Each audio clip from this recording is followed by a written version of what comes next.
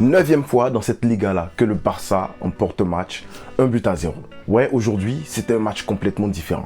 C'était un match qui était rempli d'intensité, mais pas beaucoup de tactique. De ce qu'on a vu aujourd'hui, tu as senti l'envie dans chaque équipe de repartir avec les 3 points. Les amis, nous allons donc débriefer le match Bilbao versus Barça à San Mamés qui se solde sur un score de 1-0, buteur Rafinha. On est content.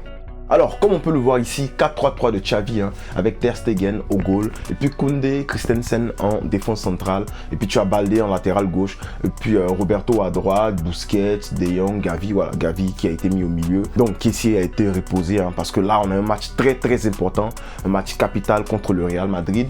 Et puis devant, on est reparti avec 3 attaquants, avec Ferran Torres, Lewandowski et puis Rafinha. Ce match-là, il commence et puis tu te rends compte que le Barça commence à avoir beaucoup d'occasions. Le Barça s'est fait quand même beaucoup d'occasions en première mi-temps. On peut noter à la 2e minute, en fait, la volée de Ferran Torres, beau centre de Roberto qui a fait un bon dépassement de fonction. Il en a fait beaucoup en première mi-temps. Mais je suppose qu'en 2e mi-temps, Xavi lui a demandé de ne pas monter. Bien, c'est lui-même qui a décidé de ne pas trop monter. Mais en première mi-temps, on a noté une montée de Roberto et puis un beau centre, un volé de Ferran Torres qui était passé à ça de marquer. Ça allait lui faire du bien mentalement de marquer durant ce match-là parce qu'après, franchement, Ferran Torres, on ne l'a pas vu. De toute façon, on va parler des tops et des flops de ce match-là. En face de nous, on avait un 4-2-3, un double pivot avec Garcia et Vega, pardon. Et puis Inigo Martinez, on avait dit qu'il serait de retour. Les gars nous ont arraché, vraiment on peut le dire, les gars nous ont arraché, ils nous ont partagé les points avec nous. Voilà, ils ont partagé les points avec nous parce que franchement frérot, je m'attendais à ce que ce soit un match nul. Parce que quand j'ai vu quand j'ai vu la course de Williams et puis j'ai vu que c'était Alonso qui était en face de lui, moi je me suis dit bon c'est fini quoi. Le gars il est parti tout gentiment, il est parti marquer. Le petit Baldé qui se tape un sprint pour revenir et après on est sauvé par la VAR. Voilà, sauvé par la VAR, la même VAR qui valide le but de Rafinha et la même VAR qui annule le but de Williams. Et les gars frérot, ouais il y avait même. Moi aussi, si j'étais un fan, si je suis un fan de cette équipe de Bilbao, ça allait me faire mal parce qu'en 2e mi-temps, ils nous ont beaucoup dominé. En 2e mi-temps, dans l'intensité, ils nous ont bouffé. En 2e mi-temps, sur chaque 2e ballon, ils nous ont bouffé. Mais on a quand même vu une réaction du FC Barcelone et c'est ce que nous, on voulait voir. On a vu une réaction du Barça. On savait que cette équipe-là allait nous attendre dans les duels. Mais on n'a pas fait les mauviettes, on n'a pas fait les fiottes, on n'a pas fait les flops, on n'a pas fait les petits gars là. Ils nous ont bousculés, on les a bousculés. Et franchement, j'ai bien aimé ça. Ça peut même se voir avec l'image de Gavi qui fait un tacle de la tête. 2 ou 3 fois dans le match, le gars ils ont failli lui enlever la tête, mais il continue de jouer le petit. Lewandowski, on va noter son face à face parce que moi j'attendais Lewandowski dans ce match-là. En fait, j'attends Lewandowski dans tous les matchs parce qu'il faut voir que depuis qu'il est revenu de Coupe du Monde, frérot, ça va pas. Lewandowski, franchement, ça ne va pas. Il ne marque pas. Mais aujourd'hui dans le match, tu peux pas parler de l'apport de Lewandowski parce que son apport était bon. Son apport, il était bon. Voilà. Combien de fois tu as vu Lewandowski décrocher, venir au centre, venir jouer au ballon avec les milieux, venir conserver le ballon, puis lancer en profondeur, Ferran Torres, lancer en profondeur, Rafinha, bien décaler un peu pour Roberto. Non mais Lewandowski aujourd'hui dans le jeu, franchement j'ai aimé. J'ai aimé la protection de balle, j'ai aimé la composure comme on le dit, je sais pas comment ça se dit en français, mais le calme, le grand calme qu'il a quand il a le ballon et tout. Mais ce que j'ai pas aimé, c'est à la 16e minute. Lewandowski, c'est là que moi je t'attendais. Il reçoit un bon ballon en profondeur. Lewandowski, pour moi, ça c'est un but. Mais Lewandowski pousse trop son ballon. Et puis bam, il s'en va, chute sur le gardien. Dommage, dommage pour nous parce que là, normalement, Lewandowski devait finir ce but-là. Et puis ça faisait déjà un but. On était posé. Mais bon, ça n'a pas été le cas. Match très équilibré en première mi-temps. Jusqu'à, on peut même noter ce qui s'est passé quand il y a eu un ballon dans le dos de Koundé. C'était à la 16e minute. Koundé, moi je pensais qu'il allait dévier le ballon, j'entêtais le ballon pour Ter Stegen, pour que Ter Stegen récupère. Mais Koundé laisse le ballon passer. La première mi-temps de Koundé, à mon avis, elle n'était pas bonne. Voilà, il avait du mal à entrer dans son match.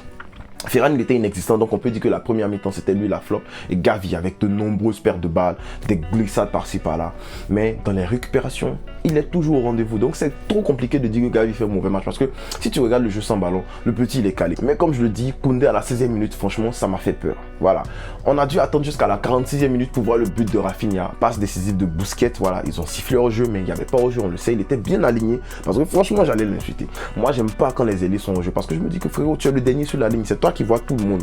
Tu vois toute la ligne, donc au moins il faut sciencer et puis aligne-toi. Et c'est ce qu'il a fait, il s'est bien aligné aujourd'hui. Et puis il fait, bon, le contrôle, la récupération de balle, c'était pas trop ça. Mais il fait son contrôle en 2 touches de balle, il chicote pied droit, il marque. Et aujourd'hui, Rafinha il a 9 buts, 9 passes décisives.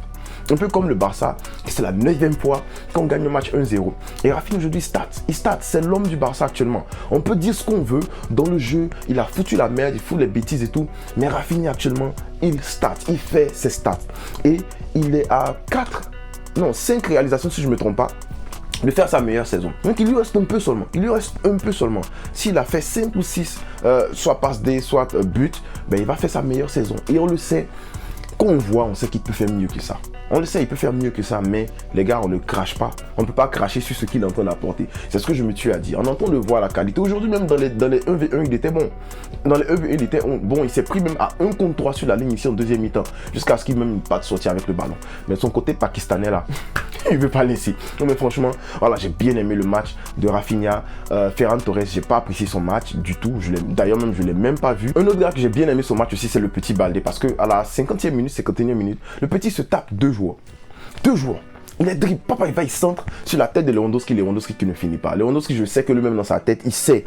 Lewandowski, toi, tu sais comment il sait que toi, tu sais que dans ta tête, ça va pas. Quand même, tu sais qu'actuellement, là, il faut que tu marques. Donc, mets-toi la pression positive et marque. Parce que le petit, là, tu entends, il devait te faire une passe D. Finir le ballon. Lewandowski n'a pas pu finir le ballon. Mais franchement, voilà, j'ai bien aimé le match de petit Baldé. Il ne s'est pas fait avoir par son ami William Junior, hein, qui est très bon virevoltant, dribbleur et tout. Le gars a dribblé Baldé, mais Baldé est revenu. C'est ce qu'on veut, c'est ce qu'on aime. Voilà, donc bon match de Baldé. Aussi, 71e minute, entrée de Kessié. Kessié, lui, il entre. Première chose, il perd un ballon bizarre. Boum, on a eu chaud derrière là-bas. Parce que Berenger ou bien Berenger, là, il a failli nous avoir là-bas. Mais ça a été contré. Beau contre de Christensen. Et puis, je crois Ter Stegen qui touche le ballon aussi. Voilà.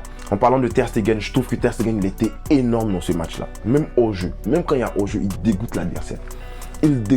Déjà, l'enroulé de Mounian, il enlève. Il y a hors jeu. Le gars arrête 3 tirs sur lui. Avec Koundé qui s'est ressaisi en deuxième mi-temps. J'ai dit en premier mi-temps, j'ai pas aimé comment il a commencé son match. Mais en deuxième mi-temps, il se ressaisit, il fait un save capital.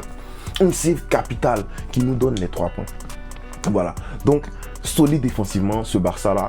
Roberto n'a pas été dégueulasse aujourd'hui, donc je ne vais même pas m'attarder dessus. Je ne vais pas crier sur quoi que ce soit. J'ai bien aimé ses remontées de balles. J'ai bien aimé sa façon de se placer. Roberto, c'est un gars. En rotation, en sortie de banc, il connaît le Barça, il connaît la Liga, il va t'apporter beaucoup. Je pense qu'il va devoir m'asseoir pour faire une vidéo. Moi, mais ça me fait mal de faire cette vidéo, mais il va devoir m'asseoir pour faire une vidéo pour parler un peu des points positifs. S'il y en a, mais je pense qu'il y en a, de la prolongation de Sergi Roberto. Oui, on est fâché, moi, il m'énerve. Mais il y a quand même des points positifs. Voilà, il faut se mettre de côté puis sciencer un peu. Aujourd'hui, j'ai bien aimé Xavi dans ses remplacements, hein, parce que Xavi a sorti Ferran Torres. Il a fait un truc ici. Il a vu que là, on avait besoin de contrôle au milieu. On avait besoin de stabilité. Ferran Torres ne jouait pas. Il a donné un peu de temps à Ferran Torres, genre 10 minutes, et puis il a sorti Ferran. Il a mis Kessié. Donc je pense que c'est bien. Il a fait entrer Alonso, mais ça a failli ne pas payer parce que Alonso, quand j'ai vu l'accélération de Alonso face à Williams, moi-même j'ai eu peur parce que c'était un match où on avait commencé à monter et on les connaît ces mecs là, c'est des contreurs, ils font beaucoup de contres. Quand j'ai vu ça, moi j'ai eu peur. Donc voilà, Xavi n'a pas fait des bêtises aujourd'hui, il a fait une rotation qui est logique parce qu'on attend le Real de l'autre côté. Donc voilà, je vais quand même lui donner peut-être un 6,50, un 6,5 sur 10 ou peut-être même 7 sur 10 parce que tactiquement, c'était pas un match qui s'est joué à la tactique, c'était un match qui s'est joué à l'envie, c'était un match qui s'est joué à l'intensité. Et aujourd'hui, le Barça a répondu présent. Et grâce aux rotations de Xavi aussi, peut-être à la motivation qu'il donne aux joueurs. Franchement, j'ai bien aimé ce qui s'est passé dans ce match-là. Il y a plein de choses qui sont à jeter dans la poubelle ou à revoir. Mais on ne va pas balayer du revers de la main tout ce qui était bien aussi. Voilà, il faut quand même savoir faire la part des choses. Dis-moi en commentaire ce que tu as pensé de ce match-là. Je serais content de lire ton commentaire. Pourquoi pas d'y répondre. Dis-moi, c'est qui ta flop? C'est qui ton top dans ce match-là? Et puis on reviendra bien sûr sur ce match-là demain. Merci d'avoir suivi la vidéo et on ne cessera jamais de le dire, frérot. Bisca El Barça.